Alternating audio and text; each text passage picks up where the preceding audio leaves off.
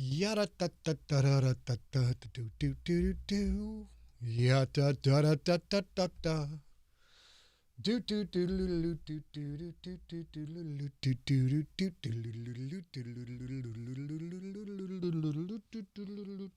do.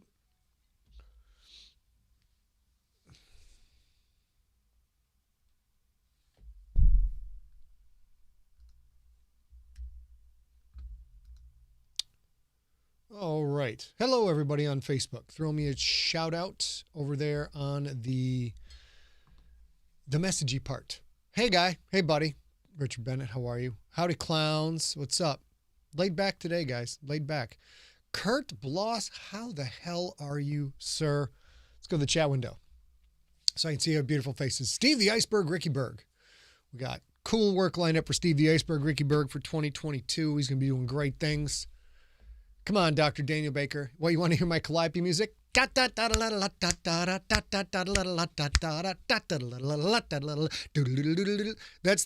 song that goes to my head when I watch my littlest dog Squeaky walk. Mike and the Sticks, hello. Melissa, hello. Benice, Mike, Mary, hello. Benjamin Joint, everybody. Look, Mark Paul LaRose, how you doing, sir?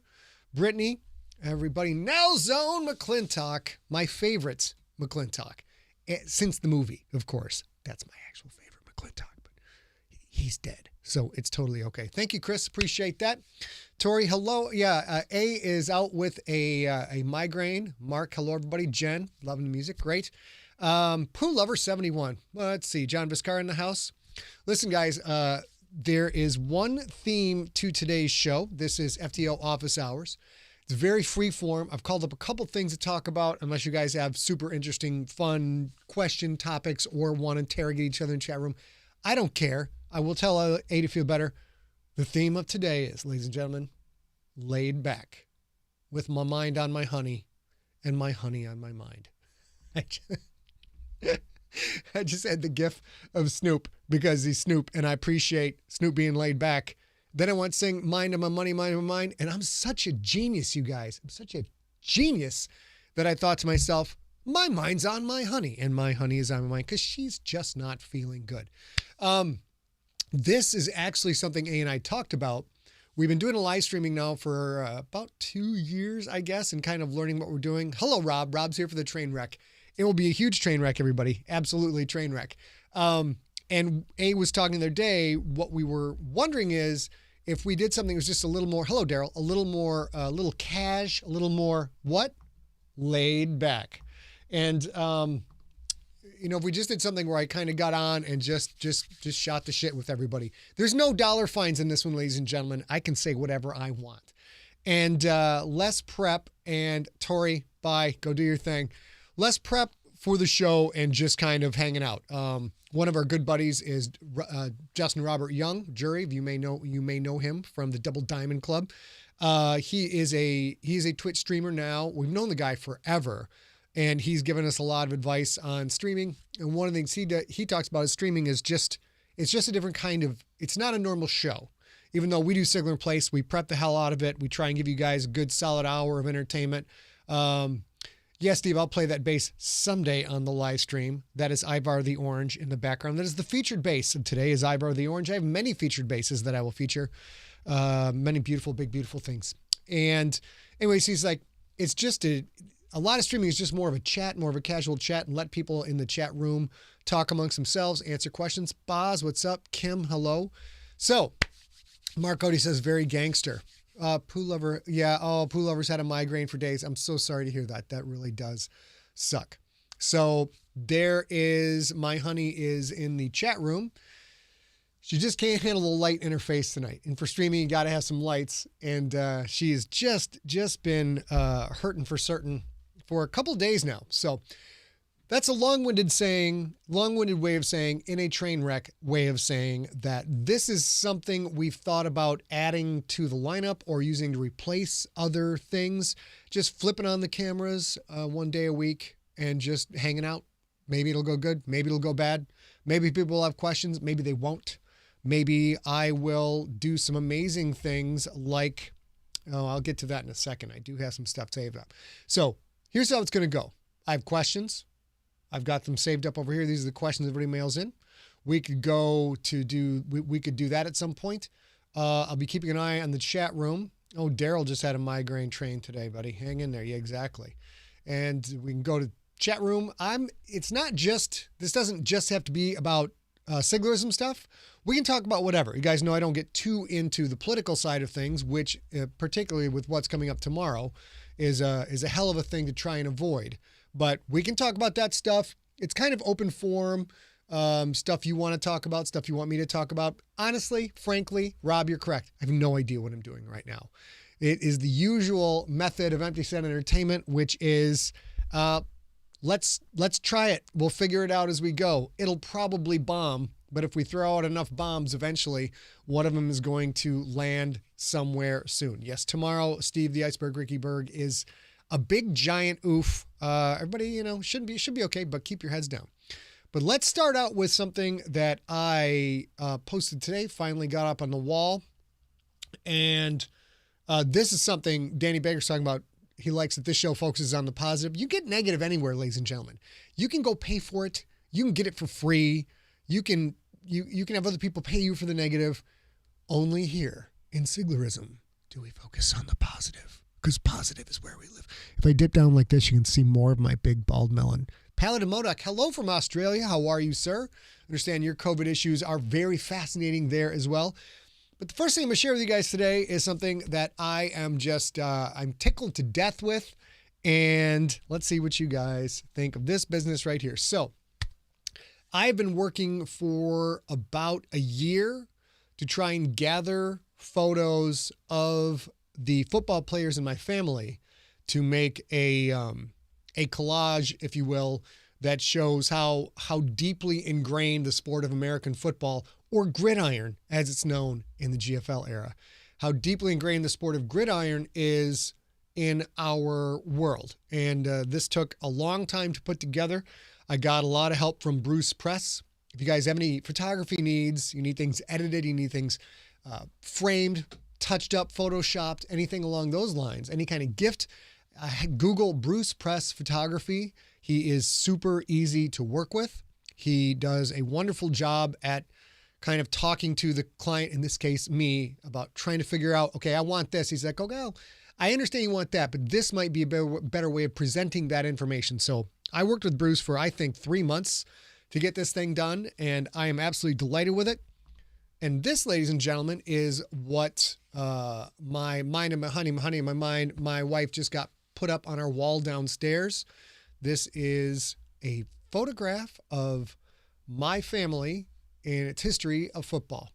You guys see the mouse? I gotta get a teleprompter. Boom! Over here is Grandpa Sigler. Boom! He caught semi-pro back in the day. Boom! This is Grandpa Irvin Charles Joseph Sigler the first. That's right. We are a multi-generational family. And this gentleman, and now it's escaping my brain, but he was a semi-pro coach back in the 50s, when college football was kind of really getting rolling, but wasn't as big of a deal as it is. And pro football wasn't nearly as big of a deal as it would become. As you can see, these are probably normal-sized men on his left and his right. And I got my strapping, massive form from my Grandpa Sigler, who was the only person at the family reunions that I was taller than. And that's right, Steve. He was a tiny little human. I know he had shrunk with age, but when I was a kid, when I was like a teenager and I hit my max height of like 5'8", I was a good 3-4 inches taller than Grandpa Sigler. So he was a tiny guy, but he was a football coach. He was a tiny guy. He was also a very powerful tiny guy. He played semi-pro baseball back in the day. He had one at-bat, I think it might have been practice, I'm not sure, where he hit the wall at Yankee Stadium. So tiny man could bring an enormous amount of power. Didn't get it over the wall, but he hit the wall at Yankee Stadium. Just getting to bat in Yankee Stadium, especially back in the day, must have been absolutely spectacular. And he cranked it. Hey, Sean, how's it going? I don't think I missed anybody. And then over to the right, this gentleman's progeny is this gentleman, who is my father. That is Coach Sigler, Irvin Charles Joseph Sigler Jr. And Junior, don't call him Junior, ladies and gentlemen. That's not to be done. Here he is wearing the number 10. It took us forever to find a photo. I believe this photo is, if I remember correctly, from 1963.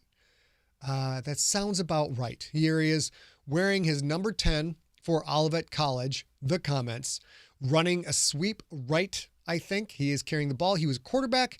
He was a very talented, hardworking college player. And I will tell you this, he also was a tiny human in high school, except he got more height. But Dad also decided at one point, he told me that when he was a freshman in high school, he said, thought passed through his head, hey, Al, he said, you know what? I'm sick of being small. So he started lifting anything he could find to lift and eating massive amounts of food. And he started to put on weight, put on muscle, was a star football player at River Rouge High School in Michigan, went on to play college at Olivet, and got invited to try out for the Dallas Cowboys and the Kansas City Chiefs. Not drafted, but they said, why don't you come on down and try out? And at that point, he had just married my mom and decided that he was ready to be done with football and, grow up, get a job, be a married guy, that kind of a thing, which was a decision both my parents later in life told me that was one of their biggest regrets, that they didn't roll the bones and give it a shot and have just move down wherever and have coach try out for the Cowboys or the Kansas City Chiefs, which were a big powerhouse at that time. But you know what? You live and you learn. You do things. You make decisions and you look back on them later in life. And I should have tried this, which I think is a better outcome than I tried this and it screwed up my life this way. You look back on things that, damage you or break you, or in the case of football back, as you can see from the incredibly huge football helmet he has on, CTE, brain damage, all the different things that can happen to someone, especially back in the day when there were far fewer rules and it was open season on quarterbacks. You could hit them late. You could do all kinds of things. All of the rules that came in that we see now that protect quarterbacks and receivers simply didn't exist back then. Let's see. Daryl says, also come from family football. His grandfather heard of football. His father played college football, and Daryl has seen college football. Very nice. Yes, Al, this is the Sigler Nation. And then the gentleman in the middle, doth beget. You beget. Is that biblical? If you beget or you begat, that means you kicked out an offspring, right? Pops and Carol, Ma Sigler, begat this strapping young lad. If you can see the mouse going right over here, this is, to my knowledge, the only photograph of me playing football. This is back in 1988, so we didn't have cell phones, of course. The only way to get a photo was to have somebody come there and take a picture. I believe this was a yearbook photo. So, Dr. David Baker, PhD, says, I'm the smallest dude and yet the biggest shoulder pads.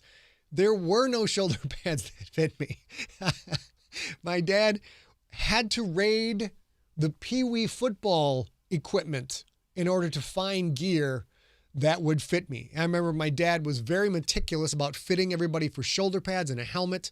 He didn't want any broken collarbones. He didn't want anybody with a bad neck. So it wasn't just like he threw you gear. You had to come in at the beginning of the season. You had to stand there. He'd put the pads on you, put the helmet on you. He'd slam on the shoulder pads. He'd have you wobble your head around, shake your face mask. And he was watching for the fit so that the helmet would stop at the shoulder pads and not go inside the shoulder pads, which could lead to some kind of hyperextension in the neck, etc. And make sure if your head went back, it wouldn't go all the way back, that the shoulder pads or a neck roll would stop that. So he put a lot of time into making sure the equipment fit correctly. His 98-pound son, as a freshman, could find no gear that fit. So that year we started out using Pee Wee shoulder pads, but I was a little bit too big for those and they were shoddy. So therefore he bumped me up to, I believe, one of the smallest pair of shoulder pads that the team had, and they look huge on me. This was also the year, no, that was my freshman year, excuse me. This is junior year. I'd grown up a little bit. My freshman year also, I was known as Scotty White Pants Sigler because we had orange pants on the team, except there were no orange pants that fit me. So he had to go to the Pee Wee football program to find pants that fit me. But that did not stop me from playing and getting the crap kicked out of me on a regular basis. Because you know what? Physics is a thing. Mass, velocity, force. These are things. And when you are the smallest person on the team by an average of a good 20 or 30 pounds, it's going to be a long day. Every day is a long day, but every day was a good day. So I played my high school football career, loved every minute of it, miss it so much, almost as much as I miss wrestling, but it was great. And then down here in the bottom left is my brother, who was gifted with more size genetics than I had, but also was much more focused on, he followed my father's footsteps. Basically, my brother Irv was like, I'm going to get as big as I can get, as fast as I can get. He lifted weights all the time. He was incredibly focused on becoming the best athlete that he could be with his genetics. Was a great leader on the field, worked real hard. This is a picture of him when he played football at Adrian College. So he went on to play D3 college. And he did perfectly fine there. But just my brother always was an inspiration to me because of his work ethic. He was like a lot of us in the family. This is the thing I guess we carry through is, we might not be the smartest person in the room. We might not be the biggest person in the room, the most athletically talented. We might not be the best I'm the best looking person in the room. Let's be real. Look at this big bald head. It's gorgeous. It's gorgeous. But the thing we always could control is we can work as harder than anybody else in that environment. And that, of course, has led to many wonderful things this world of Siglerism has led to for me, and all the books and being Mary Tay and all these awesome, great things. But so Irv just worked his ass off. I've got a couple great stories. Maybe I'll get into it today, but he was just a beast in the weight room, a beast on the football field. We never really got along in high school. We loved each other because we were brothers, but we were so different. But there was always that mutual respect of the sporting events, the athletic field. My brother would come watch me wrestle, things like that. And it was just an absolute love fest for work ethic and toughness and being able to endure. And these two gentlemen on the bottom middle and bottom right, those are the begatted progeny, offspring, begat of my brother. In the middle down here is my nephew, Tyler Sigler. Actually, he's Irvin Charles Tyler Sigler IV. Even though his second middle name is different, he's still the fourth. I don't understand all of this royal family, fourth, fifth crap. I don't hold it against my family, but come on. So anyways, he goes by the name of Tyler. And hey, Shannon.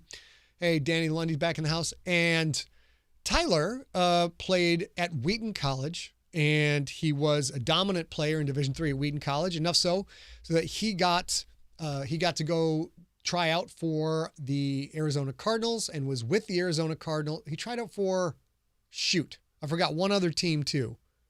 I can't remember who it is, but he went to mini camp with one other team. He was not a good fit for them. So he then got to go do mini camp for the Arizona Cardinals, and he made it. Hey, Mike, he made it all the way to the final cut, and he was a safety. He did really well, especially for a D3 player, but there's a weird thing called the supplemental draft in the NFL. So the Cardinals had drafted a safety in the regular draft. They had an all-star safety in Budda Baker, and then they had brought in Tyler amongst their other safeties. And then there's a thing called the supplemental draft. Supplemental draft means after the draft, after free agency, kids who didn't make it through college, who had not yet declared for the draft, but perhaps had problems with their grades or they left school or whatever, they could enter their own little mini draft, and teams get to sort of gamble. Like, we'll gamble a 4th round draft pick on this safety from Washington State University. And if somebody else gambles a 3rd round, they get him. Somebody else gambles a 2nd round, they get him. And then it comes down to tiebreakers and all this other crap. But they gambled a 3rd round draft pick on this kid in the supplemental draft. They got him. Cardinals wound up being top heavy in the safety position. Tyler just missed out on being there for a hair. And then he left. He was getting ready to go to the Canadian Football League and try and make his way there and work his way back to the NFL. And that's when COVID went crazy. We had the COVID shortened season. Hey, Squirrelades, good name. Squirrelade says, long-time listener, first-time chatter. It's amazing how massive your Siglerverse is. I'm listening to the Stonewolves and hearing all the callbacks to the crypt blew my mind. We'll get back to that in just a second. And so Tyler had been recently married, and he and his fiance, then wife, were staying in, other people's places in the Arizona area, staying in apartments, making zero money. And it was a worthwhile cause, but it was a very tough time. And then they, like their grandfather and grandmother, decided, you know what? We're calling it a day. With COVID, we don't know what's going on. At that point, if they went to Canada, they didn't even know if they'd be able to get back in, depending on what happened to this first wave of COVID. So they called it a day. And that was it. Tyler is now a financial guy. I don't know what he does. It involves math, so I don't want to know. And in the bottom right, the other pride and joy of the family, this is Caden, my nephew Caden, who played at Wheaton and had a very dominant, he was a tiny guy like me, but like my dad and like my brother, at some point, Caden was a good enough athlete to play in high school and be able to be on the team and participate and get in the game and do well, but he was very tiny. And he decided he was going to go play college football. At which point I'm like, bro, you don't have the size for that. No matter what you do, it's going to be very, very difficult for you. I mean, you can have a good time, and he just said, basically he went to work in the weight room, pulled out the old Sigler work ethic, bumped up. I think he got up to his normal weight at the time was like about $135, somewhere in there. I think he played at like 175 or 180, just turned into a little muscly beast. And he played, and he was able to start his senior year and contribute to a huge year at Wheaton that made the playoffs. But that's all side stories. The point is, this picture is now one of my pride and joys. 4 generations of Siglers. And I should put a cover of The Rookie in here because none of those guys have written a damn book about football. I would like to point that out. That none of them has written a book. So there, let's bump over to the chat room, see what's going on. Squirrelite says, longtime listener, first time chatter. It's amazing how massive the Siglerverse has gotten. Yes, it has continued to grow, and we have plans for it to continue to grow. A and I are having some wizard behind the curtain discussions about the crypt. By the way, 86% done with GFL Book 7, y'all. 86% done. That is pretty cool. I'm sort of in what A calls terminal velocity, which is at this point enough problems have. Rob, have they read a book? Hey-o! Yes, I'm sure they have read nonfiction treatises on football at some point. But GFL Book 7 is almost done. Hey, Vaughn, we are going to get into the crypt very soon. We have stuff we can't talk about with the crypt. No TV, no movies. Just going to get that out of the way right now. But we're working on some different stuff. A and I have been strategizing a lot about, as we're getting older, where we want to spend our time. And we have worked our asses off for 15 years. I think you guys all know how much effort we put into making the art, selling the art, marketing the art, making it as analytic, as accurate and detailed as possible within the confines of the Siglerverse, which is where Big John Viscara comes in, is just a huge asset to everything that we do. Making sure that when you guys put in the time and pay the money that you get, we entertain your fine asses. That is our new marketing phrase. I don't know if you knew this. We make fine stuff for fine people with fine asses. So everybody, all you guys out there got a fine ass. We write stuff for your fine ass. It all kind of works out. But 15 years, a lot of the stuff's really adding up. And you're going to see more of those connections when the crypt does come out. And I'm so stinking excited for the crypt. I'm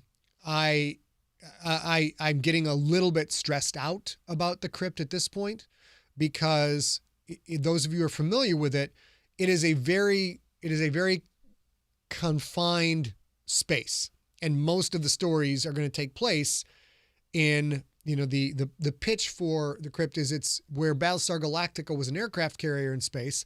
Love that show, first version and the second version. The crypt is a World War II submarine in space. It is run silent, run deep. It is Das Boot. If you've watched those and you get the feel for that, that's going to be really compelling. But you start to stretch that out over a series, it becomes it's a very daunting challenge for me now that I'm starting to really hone in and focus on it, and how hard that's going to be to tell a story that covers a series of books, kind of all primarily in that setting. Hey, Howard, how are you?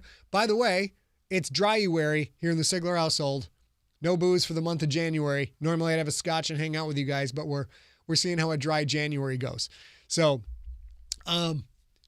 So I'm starting, even though I'm not to the crypt yet, I'm starting to get a little stressed on how I'm going to tell that compelling story with a through line and all the character development, where characters will drop off like flies. The challenge will be that I will tell you up front, don't get attached to anyone, don't get attached to any of these characters, and then turn around and make you deeply attached to every single one of those characters, even the bad guys. And then, as Stephen King says, create characters that people really care about, and then put them in the stew pot, turn it up to boil, and see what happens. So that's all coming down the line. But a lot of connections, a lot of things. It's going to be fascinating to me to both play in the sandbox of the crypt and watch your reaction. The GFL is the Gene Roddenberry version of the Siglerverse, where alien races come together and communicate, have interstellar trade. There is war, but not an enormous amount of war. They play football together. You have 5, even 6 races on a football field playing a sport together. That's the Gene Roddenberry. I love Star Trek. Star Trek's a bunch of horseshit. That's never going to happen. We're never going to run into alien creatures that look almost exactly like us. We're never going to speak the same language. There are just like so many things involved in divergent evolution that mean we're basically going to do what we do with each other, which is slaughter each other. That's what's going to happen when we meet aliens. Sorry to burst your bubble. That's basically what's coming down the pipe for your great grandchildren. So the GFL is the Gene Roddenberry version. The crypt is going to be much more of an accurate version of the same universe, right? So, Sklorno, little spoiler, not too big a spoiler. Sklorno can digest human flesh, and humans can digest Sklorno flesh. I'll just leave that alone. And, with the key and the heavy G starting to come into their own and starting to rebel against human control and all these different races and just starship battles and brutality all over the place. And it's not YA. There's going to be lots and lots of cursing in the crypt. But it's good. It's the same universe, right? So those of you who've read the GFL are going to see a lot of connections and a lot of what it just is. It's a different slice of the same thing. It's almost, if you will, like a medieval fantasy version of the GFL. That's a hard way to say that, but so that's where you're looking out. Yep, Colin Offenbecker says I burst his bubble about space travel. Sorry, dude. Hate to break it to you. Scott Wordley says, through the first crypt, as many people were dying, I question at times whether I would be the next to go. Can't promise that you anything. You will probably die. That's what I can say about the crypt. If you are a character named in the crypt, you will probably die. Let's see. I got a news story to share with you guys. Let's check out the chat room over here. Speaking of killing off characters, I hope you've been thinking about how you are redirecting Dawsey for us. There better be a plan. Just saying. Calm. Spoiler alert, those of you who haven't read the Infected trilogy, you need to read the Infected trilogy. So Colm, I will answer. Dead is dead, man. The Siglerverse, dead is dead. Rob Otto and Dan Baker are still here, back from our role-playing days in high school. If you see the body, that's it. There's no magical miracle of things coming back, which I know has cost me a fortune in book sales, because I've killed off franchise characters. And only now do I realize how stupid that was. So Emily McGregor, talking about she has a migraine. She just put her forehead on the floor with a blanket overhead in a dark, quiet room. Yeah, I never had a migraine to that point. However, I have had some hangovers where I've actively wished for death. And if I could have gotten up and climbed to a high roof, that would have been a much more desirable end for me than dealing with the hangovers that I've had. I've done some damage to myself in the past, not recently, but back in the day. Just like in college, I had zero hangovers. Zero, I think, until my senior year. And I could just drink like a fish, be a hyper asshole all the time, bounce around like an Energizer bunny, annoy all my friends. I would not go to bed till everyone else went to sleep because I was like, where's the party? Let's go! And just having a good time. And then I would wake up 2 hours later, fresh as a daisy, go find my buddy Scott Christian and just wake up, let's go get breakfast, wake up.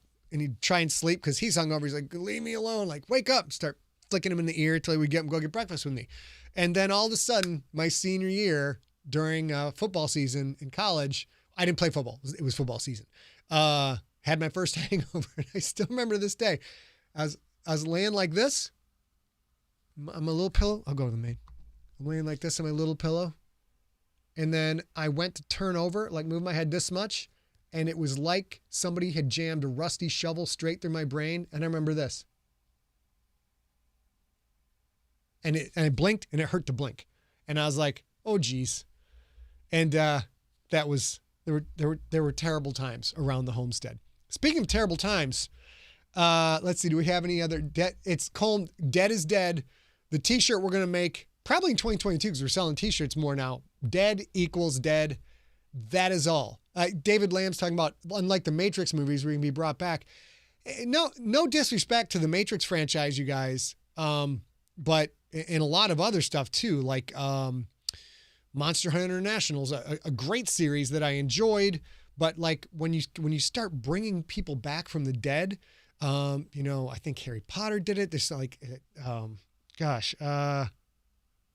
Buffy the Vampire Slayer, some of these things, Captain America, the comic books, all the time. Like you have writers who are good enough to make you care about a character and lead them up to the precipice where you are gutted when they actually die because you don't think they're actually going to die, but then they do.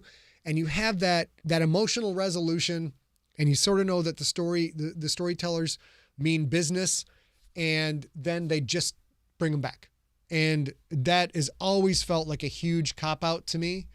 And that's one thing, say what you will about Stephen King, he really doesn't do that. When he kills people, they're gone, which is part of what I think makes his stories so utterly suspenseful, is you always know everyone, even main characters, are on the chopping block. And when they get their head cut off, there's not a bit of magic for that head to pop back on.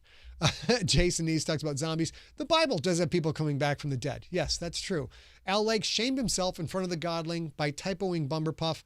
Dude, that's okay. The people, hey, Ryan Minto, what's up, brother? The people who just listen to the books always get the spelling wrong all the time. The people who only read the books and don't listen to the books always get the pronunciations wrong all the time. Mike, we're talking about Game of Thrones. Game of Thrones is very good at dead equals dead. I know they brought back, I guess that's BS. They, all of a sudden there was that orange fire, red fire, whatever. And people could just come back. They were different characters when they came back and there was a slightly different bent to it. So I was sort of okay with that. But John Viscara says, bald Sigler in death robe holding a scythe, dead equals dead. Shannon, Bethany, how are you? Let me get a sip of coffee. Because it's Dryuary. I'll keep an eye on the chat room, you guys, and I'm happy to answer any questions. It looks like we got enough to go on. I won't even have to go to the questions that A sent me. Sean Dyer says, favorite drinking game was a boat race. Two teams lined up in crowded apartment. The first to drink their beer and run a lap through the crowded party. Over couches, squeezing past the bathroom line. It was nuts. When they complete a lap, the second person starts. Such ridiculous fun. Yes, that does sound like a very good time. Steve, how is A so awesome? I don't know. It's a mystery. Speaking of awesome and absolutely bizarre stories, though, this is bonkers, you guys. This is the headline of the week today. I posted over at Facebook. 90-day fiancé star who made 38,000 pounds a week selling farts in a jar, hospitalized. She thought it was a stroke. Apparently, she had a bit of a problem selling farts in a jar that did something to her body, and she was then forced to go to the hospital. Stephanie, 31, recalled how she consumed 3 protein shakes and a huge bowl of black bean soup in one day. I hadn't read that. And before feeling that, quote, something wasn't right, end quote. With a pressure in her stomach that moved upwards throughout her body, it was quite hard to breathe, and every time I tried to breathe, I'd feel a pinching sensation around my heart, she explained. And that, of course, made her anxiety escalate. She called her friend and asked if they could come over and drive her to the hospital because she thought she was having a heart attack. Because she was eating bowls of black bean soup in order to have more farts to sell is what I guess this story means. Hold on a second. I have. Let's go to main. So you have to look at this. All right. Let's see. A just texted me. Oh my God. A said, tell them about you watching me have one of her first hangovers. And then I've got a text from her. A was like me, just never ever had a hangover. And then we were working together, and I think that might have been, it was only like a couple of years ago. And all of a sudden, Father Time caught up with her, and she had a hangover. She'd never had one before. She'd never had a hangover before, and she didn't know what it was. And no, we were here because she is, Rob Otto, should you be worried of the same diet as that woman? No, Rob, because you're not jarring your farts to sell them. If you were canning your farts, then I think you might try to be overproductive. And that's where you run into problems, when you just bear down. You bear down to get those toots out, and there you go. But A's first time hungover, she didn't know what it was because she'd never had one. It was spectacular. So she's sitting at the kitchen table, and she's like, I don't feel so good. Okay, what are your symptoms? I got a headache. My eyes hurt. I feel like I have to go to the bathroom. I just ache all over. So I start going through it. I'm like, okay, well, what did you last night? Well, I had this and this and this to drink. And I tallied up. I'm like, could you be hungover? And she's like, I don't know. What does a hangover feel like? I'm like, it sounds a lot like the things that you are describing. So we learned that A had a hangover, and then she never had one before. So she spent most of the day walking around doing this. I can't do it. She walked around going like this, slowly shuffling about the place. Sakes alive. And just walking around saying sakes alive. It was quite fun. Apparently we got a text from, I can't get that. Leslie Hennessy. Hey everyone, off topic, but I love Earthcore. It's my favorite book. Patrick and Bertha have such a sweet love story. I'd love to know, how did you come up with Bertha and Pat's characters? All right, that's a good question. Let's go with that. Randy Barrell in chat room. Got to admire the commitment to product. I think most people would be selling farts in a jar would just mail an empty jar, or maybe a jar with a drop of putrid scent. You know what? That's a very good point, Randy. It's a very good point. Here I am in having a mirthful experience at the expense of this young entrepreneur. And you're right. She could have just mailed people jars that didn't have farts in them, but not this girl. No, sir. No, sirree. She actually committed to the cause, ate bowls of black bean soup in order to have more farts to actually send to people. Sakes alive. It's quite something. So let's talk real quick about James McCormick says she's all about quality control. Rob, I don't know what Ziploc bags are okay. Is that, for shit? You cannot ship a fart in a Ziploc bag. It's going to get damaged in transit. How do you pack a Ziploc bag so it's still sitting there? Also, the jar becomes a memento, right? So I don't know much about the fart sniffing culture, but I can imagine it's a lot of like, you look at the jar, you look at your jar of farts, and you put it up on your mantle. And it sits up on your mantle for a while. And you're like, gosh, that's a hell of a jar of farts. I'm very impressed with this.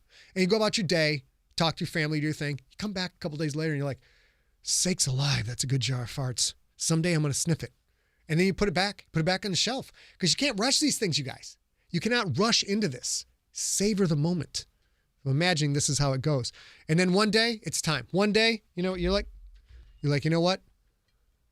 I can't stare at this jar of farts on my shelf anymore. I can't take it. I can't take the temptation. I got to do it. And then you take it down and you just crack it a little bit, like, you steal it back up. And then you have to let that tiny sniff of a fart carry you. That fart has to carry you. It fills your heart and your soul, probably, maybe, I don't know. And then you go on about your business, and eventually, you too many sniffs to become a fart addict. And that's why this woman made a lot of money, because then, you're cashing in your kids' college bonds, you're just mailing the money. Just send me as many jars as you can. I gotta sniff it. Pretty sure that's how it works. Phil Plate in Twitch. A mason jar o methane. The mason o methane. Very, very true. No, Steve, I do not doth protest too much. I don't know how the farts go. I know how my own farts smell, and I will tell you, I should sell them. They are spectacular. They're just the best farts in the world. Bob Shaw asked a question. Let's get back to Patrick and Bertha in a second. Bob Shaw, high school classmate, awesome dude, asks, do your fans know how the Armchair Lodge got its name? The Armchair Lodge was the adolescent giddy name that our friend group in high school gave itself. That was me, Rob Otto, Dan Baker, Ken Moberly, Andy Kaiser, Scott Christian. I'm sure I'm forgetting several people, but we were all role players, and we played D&D. We played Champions, and then we were just goofy ass kids. And at some point, we're role playing whatever. I think we're at Rob Otto's house, and Rob Otto's parents were much older. He was an oops baby, and so he was much younger than he had brother, like sisters that were old enough to be his mother. That's how much of an oops baby he was. So there's all this old-fashioned, old-timey stuff in their living room, and we were watching Red Wings or something like that. In a big evening, sorry, Siri piped up. So we're probably role played all day, ordered a bunch of pizzas, had a bunch of Fagos, 2 liters sitting there, and then watched the Red Wings. Little Stevie Eisman do his thing, and we're sitting there, and somebody took one of the, the old chairs have the armrests, and the armrests have little armrest covers, and one of us, can't remember who, Kurt Klein, thank you, Dr. Dan Baker, put the armrest cover on said head, so it's like here, and then it hung down in the back, and somebody had the bright idea, like, well, that looks like it's like the Lions Lodge or the Elks Lodge. It's like a hat lodge members wear, and then we became the Armchair Lodge. And we were quite pleased with that. We even had t-shirts made. That's how pleased we were at being the Armchair Lodge. And Bob Shaw, if I remember correctly, Bob Shaw's group was the Guys. I believe that's what it was. And one time the Guys played the Armchair Lodge in basketball, and the Guys won. They won it going away. I won't lie. It wasn't pretty. But, wasn't a wrestling match. I can only contribute so much. I'm this big. I'm literally, this is a mock-up of me, looks like me as a mock-up. Let's see. Mike Wars asked, who would win one-on-one hand-to-hand fight? Patrick O'Doyle or Brock Big Ugly, both in their prime? Big Ugly Brock is a character that was in a short story called Beam Up on Aisle 5. And that was a story produced in conjunction with Justin Robert Young, who I mentioned earlier. So he's not really a main character in the Siglerverse. So, of course, I would go with Patrick O'Doyle. Which brings us back around to the Patrick O'Doyle question. The point of Patrick O'Doyle and Bertha Libran was, when I wrote Earthcore, you watch movies, you read books, and watch TV. And inevitably, we watch and read about beautiful people doing all kinds of wonderful, crazy, adventurous stuff. And you've got people who aren't, walking models, who don't have the chiseled jaw, don't have the perfect nose or any of that stuff. And they're in the movies, but they are not the lead, like a Kathy Bates or, I say Andy Rooney, but he was a news guy. So you get the people who aren't at all the beautiful people, and they're never the lead characters. They're never the ones who survive until the end. It's always George Clooney who makes it to the end. It's Julia Roberts who makes it to the end. Emma Roberts, whoever the hell it is these days. And I wanted to write a story about people who'd really been put through the grinder, but are not going to be on anybody's pinup calendar ever. And those are the people who rise to the top and flourish because of what they are able to do. And Patrick O'Doyle, spoiler alert, in Earthcore, Patrick O'Doyle survives because of all the stuff that he's gone through and because of the horrible jobs he's had and the crazy life he's had and all of the damage that's been done to his psyche and his soul and his body, which gives him the toolkit to be able to survive where other people wilt away and perish. And Bertha is along the same lines. Bertha Libran's character was, you see, it was a fun concept. You see a lot of work in literature and in film of how PTSD affects a soldier and soldiers who've taken life and how they cope with that. And it's almost always men, because men are the primary combatants in every engagement in the world. And even in American combat, it's extremely rare to get a woman in a combat situation where there's fire being exchanged, life being lost, and even rare to get any kind of hand-to-hand thing. So I thought, wouldn't it be awesome to take a woman who signed up, volunteered, joined the army, did everything she could, who got caught in a bad situation and had to really get down nitty-gritty and do some knife work in there in order to survive, and it was kill or be killed. How would that affect her? How would that affect her self-opinion? And both of these are, quote unquote, these are physically unattractive people who believe they believe they are ugly. And eventually they kind of find each other, and through finding each other, they realize that whole beauty is skin deep thing, and they're able to deeply, deeply bond over their shared trauma and shared experience.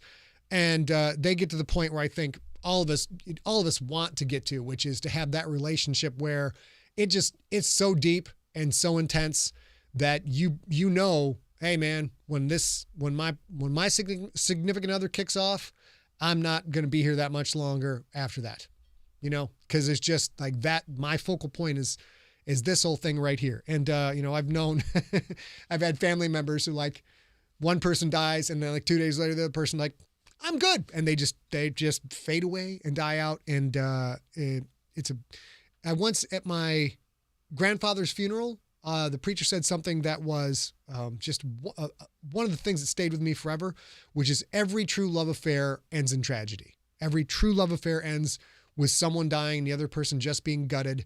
And it hit me at that point, like, that's the best you can hope for in life. That's one of the greatest things that can happen is you live long enough to experience great tragedy from one of your loved ones, your closest loved ones passing on, or you pass on through some kind of tragedy and your greatest loved one then has to endure that. So that's where those characters came from. Emily McGregor says when she was 12 or 13, actually got t-shirts made for the hate group she created against the popular girls.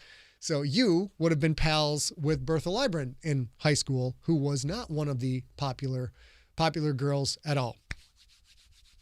Boz says his significant other just pushed three large luggage cases and Boz in a wheelchair through an airport. That's love, ladies and gentlemen. That is love. Here's something I'm very excited about, but I haven't read it yet. I haven't really gone into detail on this. The Aliens TV series.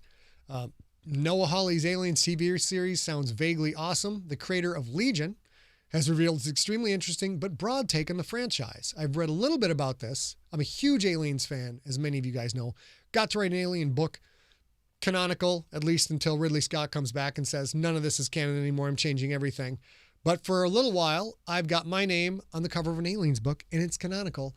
And the nerdy kid who put armchair covers on his head while he was playing D&D back in 1986 is over the moon that I got to do that. It's just awesome. Ridley Scott, Alien director Ridley Scott may have slammed the idea, but they were very interested in what Legion and Fargo TV show creator Noah Hawley is going to do the Aliens franchise. Certainly more than any additional Aliens movies Scott makes. I'm not a big fan of the most recent Aliens movies. Don't know what happened there, but it's mind-boggling. You take something with 40 years of established canon, one of the top 10 film entertainment franchises in the world, enduring, moneymaker, and then you're like, you know what? I'm just changing everything. Don't like any of it, but that's what they did. And while we're not going to see new Xenomorph shenanigans on our TV sets for quite some time, a bit more detail about the fiscally minded show. So one of the things I've read is that it's Weyland-Yutani this, it's Weyland-Yutani that. It's always Weyland-Yutani. And like a lot of Aliens fans, I'm like, you know what? What about Seegson? What about some of the other companies that we see in the comic books and in the video games? Can't we get a little bit of that? It's not always, there's two things you can count on in an Aliens movie. Number one, Weyland-Yutani is involved. 1B, Weyland-Yutani sacrificing its own human employees is the reason you have a movie in the first place. Reason number two is, which is related to 1B, part two, which is in every goddamn Aliens property in the world, is you can't just have friggin' monsters be monsters. Oh, no. The real monster, ladies and gentlemen, the real monster is always humanity. It's other humans that are the monsters. Aren't you surprised? Aren't you shocked? You came to see a movie with giant, black, bony monsters with big teeth, but it turns out they're not the real monster at all. The real monster is someone just like you. And like that's great. That works every second movie, every third movie, but every friggin' movie where we're supposed to be profoundly moved because the evil is actually other people, it just gets so tiring. You know what? Here's my take on this. Here's my take. When you have the perfect organism, a perfect weapon, when you have something that wants nothing more than to grab you, use you as a host for a parasitical organism, which you will die when it breaks out, and all that parasitical organism wants to do is go get more hosts and bring them back, that's monstery. That's fine. You don't need to add on a layer that humans are the true evil every single friggin' story. I think aliens are scary. I think I would run away if I saw one. I might poo my pants just a little bit. I might fart in a jar and not have time to sell it. That's how scared I would be. I think that can carry a movie by itself without using this completely trite trope that it's actually the people man. As Vaughn says, people man, people. It's always the bad guy. Thank you, David. David agrees with me. Once in a while, just give me a damn monster that's a monster. Here's what Holly told Esquire about the show after a sprawling, quite interesting interview about his latest book, Anthem. The Alien show is set on Earth of the future. At this moment, he describes that as Edison versus Westinghouse versus Tesla. Someone's going to monopolize electricity. We just don't know which one it is. That's Nikolai Tesla, for those of you who don't know history, not the new guy. In the movies, we have this Weyland-Yutani Corporation, which is clearly also developing artificial intelligence. But what if there are other companies trying to look at immortality in a different way with cyborg enhancements or transhuman downloads? Which of those technologies is going to win? It's ultimately a classic science fiction question. Does humanity deserve to survive? As Sigourney Weaver said in that second movie, by which he means Aliens, by which he means the greatest motion picture ever created in the history of mankind, that second movie, shut your pie hole, bro. Quote, I don't know which species is worst. At least they don't fuck each other over for a percentage. Did IQs just drop sharply while I was away? I'm embarrassed. I think I can say at like 80-90% of the dialogue from Aliens, just watching it, which A will attest, I'm not allowed to watch Aliens with her because I just talked through the whole thing. I just read a Sigourney Weaver line and I goofed it up. Probably if I hadn't read it, I probably wouldn't have goofed it up. Let's see.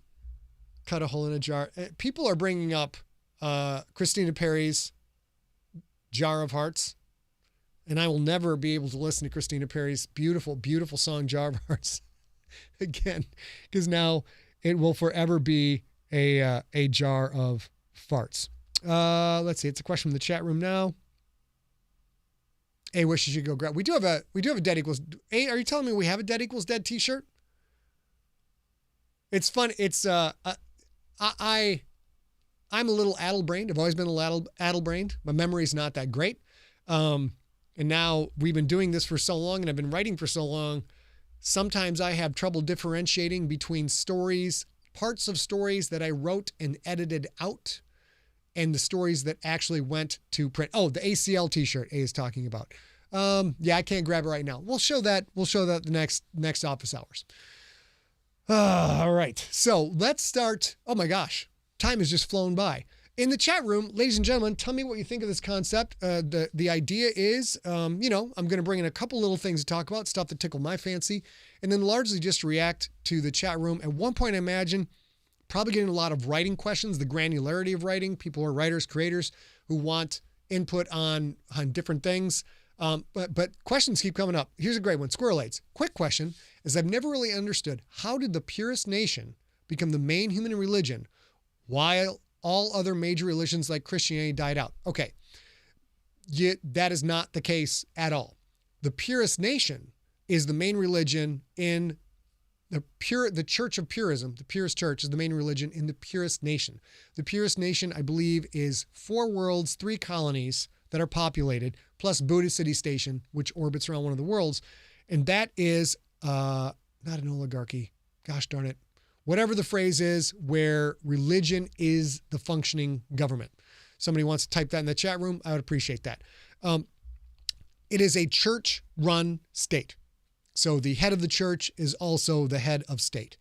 That religion was fabricated, put together by a gentleman who combined parts of Islam, parts of Christianity, parts theocracy, thank you, Howard, parts of Judaism, parts of other religions, and basically was an L. Ron Hubbard type who made his own religion, was able to gather a huge number of followers to the point where when the followers started to do crazy things, you may see parallels in our modern world. You tell people a bunch of stuff, tell them they are empowered to go do whatever it is they want to do, that they are in the right, that they have all the moral authority to do what must be done. Then they go out and do the things they want to do. And then the people who created are like, oh shit, they're now taking the structure I built and going out and doing things I didn't want them to do, but you can't put the genie back in the bottle. That's the Purist Church. And eventually the Purist Church got real mad that we humans were genetically engineering dolphins and modifying other aquatic creatures and creating heavy G humans. So the Purist Church, hence the name Purism, who wanted pure humans only, started to get all terroristy and started to bomb the crap out of things to the point where all the governments of Earth started to crack down on them and declare this an illegal religion, call everybody terrorists. And then the church and the governments of Earth made a deal. The church was like, we will take all our money, build a bunch of spaceships, and we'll just go if you just don't kill us all or put us all in jail. The governments were like, that's a good deal. I'd buy that for $1, and off they went. The people of Earth at the time just assumed that the Purist Church would go off out into space and die, and that worked out fine for everybody. But the Purist Stuart, the leader of the Purist Church, wound up landing on Solomon, the planet they then dubbed as Solomon, and the church was founded.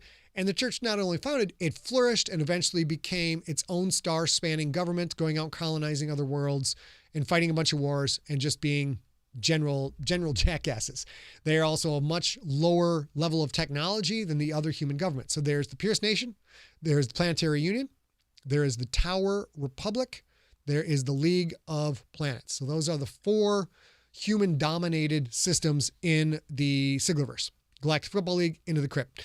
Then, back on Earth, you still have Christianity. You still have Judaism. You still have Islam. You have all of the religions and more that you see today are still fully functioning in Earth and functioning all over the galaxy. Not so much in the Purist Nation, because that theocracy does not hold a lot of truck with schisms and with heretics, and anybody doesn't think like they think gets the boot. All right. So I think hopefully that answers your question. So that adds a few different layers, I think, to your take on it. Theocracy, let's go through the rest of these. Maybe Steve, can't say for sure. Jen Lundy, if you could have only one for all time, which would you take, Bud Light or Faygo? Got to go with Bud Light. Yeah, L. Ron Hubbard did make his own religion. It's a very successful religion, too. It's, frankly, that's an amazing piece of work the guy did. It's great. Just out of curiosity, Mike asks, wonder what percentage of book listeners prefer the audiobooks with sound effects versus the original narration only? What say you junkies? There's just the stuff I do, or an Iceberg and I do, it always has sound effects. So the rest of them, I don't know if there's a vote for that. Asteroid M from X-Men. I'm not sure what that means. Squirrel, I'm not up on my X-Men enough. Generally is in for that movie night. All right, so real quick in the chat room, ladies and gentlemen, tell me what you thought of our first office hours. When we have these, they're going to be super cash, no real agenda, more laid back, much more having conversations about thoughts. We're going to converse about things and stuff, and generally shoot the shit, have a cup of coffee, eventually February, maybe have a scotch or 2, who knows. But this is the point of this being there's far less prep for us. And, if A can't be there, then I'll be able to do it on my own. No problem. So definitely do it again. Melissa says, Vaughn thinks it's great. Pooh Lover 71 loves it. Fantastic. That's really fun. If this has inspired any other questions for you, if there's other things, Mike says, coming back for office hours. If there's stuff you guys want me to talk about, because, we do Sigler in Place. That's kind of a more structured thing. That's celebrating y'all, trying to get y'all on the show, celebrate our fan base that keeps us in them ducats, and celebrate the culture we've all made, stay positive. Office hours can be much more obscure. We could talk for 25 minutes about, I don't know, putting farts in a jar and selling them, which I'm super mad I didn't do, because that would have been good money. All right, ladies and gentlemen, I am going to go check in on, what's that? My mind on my honey on my mind. Make sure my girl's doing okay down there. You guys are all great. No idea when. Super Weapon release coming up, ladies and gentlemen.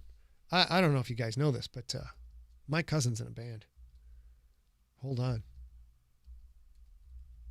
I'll break the news here. Ladies and gentlemen, break the news right here. That's right. The band Super Weapon has a brand new video coming out on January 11th. The name of that song is called Run, and the tagline is Run, Run, Run on 111. Why do we call it that? Because, let me go to here, Instagram. Because, oops, can't do that. Let's try this.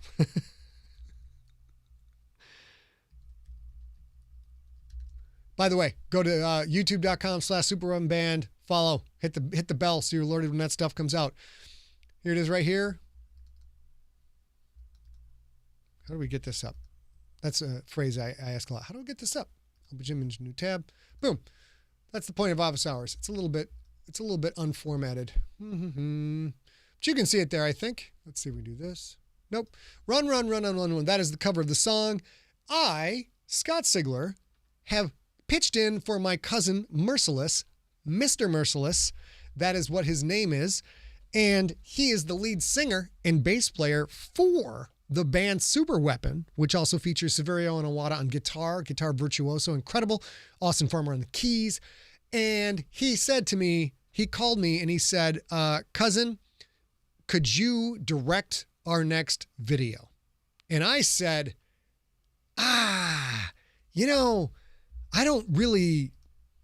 other than having a bunch of available time to direct the video, I don't really know a lot about directing videos. He said, time will do just fine. And so therefore I directed video. Let me try and give you guys a sneak peek. Hold on a second. I can do this. Stick with me for 1 second. It's office hours. Who gives a shit? It's fine. Add an image. So anyways, on January 11th, that video will be out. I believe it will come out at noon on that day, although the band handles that. I don't know how to handle that stuff. I'm just a writer. That's all I do. I'm a writer and I'm a director. Here is a sneak still from, how do we do this? Okay. There it is. Yeah, it's right up on the screen. There is a still shot. You are the first people to ever see a still shot of the video Run. And that is one of the scenes in Run. As you can imagine, I directed this incredibly low budget video, and we still found a way to tell what I think is a compelling, gripping story about a boy who goes to the big city and loses his way. And when he loses his way, he casts about trying to find guidance from other people who will help him become a better person. And what he finds instead are people who are very, very unhappy with him. Let's see if I put my little face on here. See, let's do this.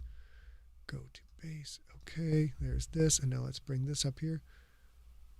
There I am. So there you go. That will give you some kind of indication. I describe my directorial style for this video as grindhouse noir. It's very much a grindhouse, lighthearted, brutal, violent video. John Viscara says he hopes no one has the runs. Plus 10 experience points, John Viscara. Dr. Daniel Baker, PhD. Sir, that is not ketchup. That is actual human blood.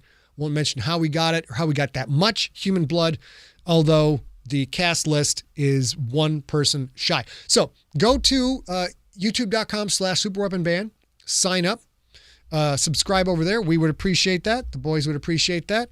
And then we have, did I show you I think the band site. Anyways, and let's go. Boop, boop. Oh, hell, guys, I did not even get to. We were going to talk about a little bit. This had turn Sean off. I was going to chat about, oh, there's two of me now. What the hell is happening? There we go. I was going to talk about the playoff picture in the NFL, but we did not get to that. It's pretty exciting. My buddy Rob Otto's Titans right now have the first seed.